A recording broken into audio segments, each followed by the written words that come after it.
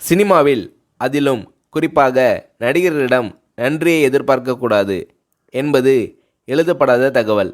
ஆனால் குறிஞ்சிப்பூ போல் நன்றி மறப்பது நன்றன்று என்ற எண்ணம் கொண்ட நடிகர்கள் வெகு சிலர் உண்டு. அதில் வடிவேலும் ஒருவர். ஏறிய ஏணியை எட்டி உதைக்கின்ற காலத்தில் தன் வாழ்வில் ஒளியேற்றிய ராஜ்கிரனுக்கு வடிவேலு அவர்கள் உதவி செய்ததாக ஒரு செய்தி உண்டு. அந்த உணர்வு எப்படி வந்தது?